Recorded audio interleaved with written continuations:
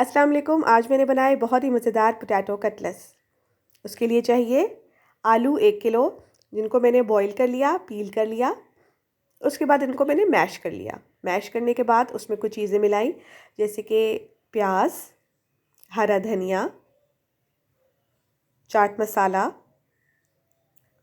लाल मिर्चें, भुना कुटा ज़ीरा, सॉल्ट,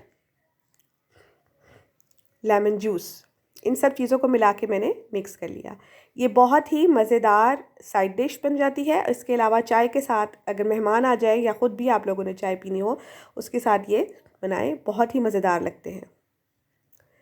इसके मैंने कटलेट्स बना लिए, छोटे छोटे पैटीज़ बना लिए। ये सैंडविचेस में भी बहुत मज़े के लगते हैं, लेकिन फ़िलहाल तो मैंने इसको एज अ साइड डिश ही बनाया है और बहुत ही आसानी से बन जाते हैं ये। अच्छा जी, ये देख लें जी, सारे तैयार कर दिए मैंने। अब इसके लिए जो मैंने इसके ऊपर लगाने के लिए जो बैटर है वो थोड़ा डिफरेंट है। बेसन लिया है मैं तकरीबन 3 खाने के चम्मच, उसमें पानी डालकर उसको मैंने उसका बैटर बना लिया है। बहुत गाढ़ा नहीं बनाना और बहुत ज़्यादा पतला भी नहीं बनाना, दरमियान में रखना है, ताकि ये क्रिस्पी, इसकी जो आउटर लेयर है वो क्रिस्पी हो।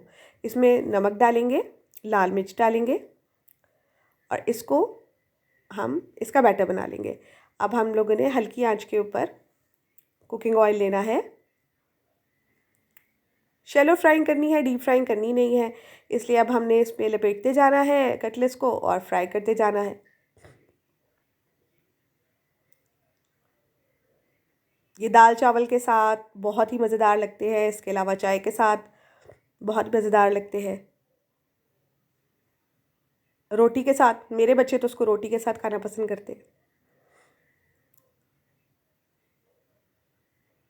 ये देखिए जी, मैंने इनको जल्दी जल्दी फ्राई कर लिया। देखिए कितना प्यारा कलर आया है।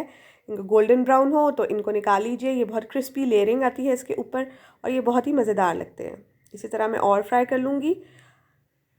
इस डिश को ज़रूर ट्राई कीजिएगा, बहुत जल्दी बनती है, बहुत आसान है और यकीनन आपको बहुत मज़ेदार लगेगी।